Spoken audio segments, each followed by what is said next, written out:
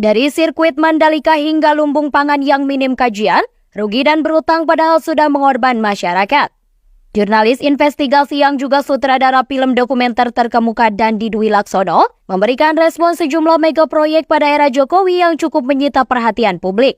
Dandi menyebut dalam setiap proyek yang dibangun pemerintah Jokowi dinilai minim manfaat, tak terukur dan hanya mengorbankan masyarakat saja.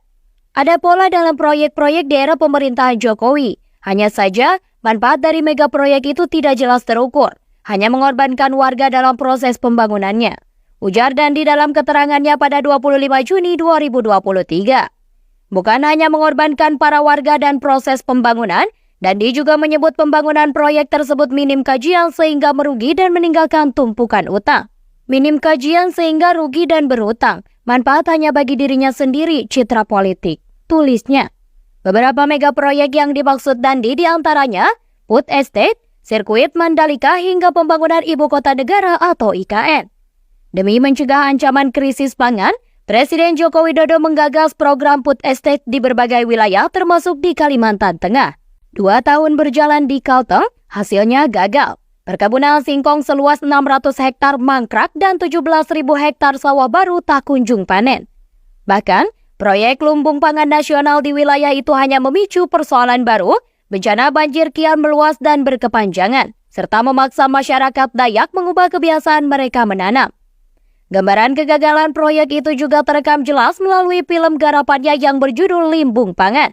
Limbung Pangan adalah film keempat dari serial demi 1% hasil kolaborasi Greenpeace Indonesia, Praksi Rakyat Indonesia, Bersihkan Indonesia, dan Watchdog. Menceritakan dampak strategis yang luas dari Undang-Undang Cipta Kerja atau Omnibus Law yang juga terjadi pada industri pertanian di Indonesia.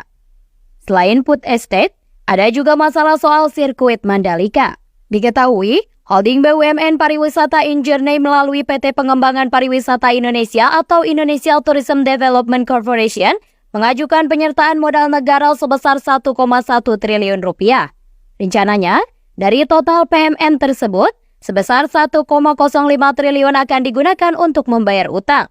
Perusahaan diketahui tengah menanggung utang 4,6 triliun rupiah dari proyek sirkuit Mandalika. Sementara itu, pembangunan Ibu Kota Negara Nusantara saat ini secara bertahap terus dilakukan. Menilik dari rencana pembangunan IKN Nusantara, pembangunan infrastruktur, perkantoran, dan kawasan rumah-rumah menteri yang berjumlah 36 unit mulai dibangun dan diharapkan selesai pada Juni 2024.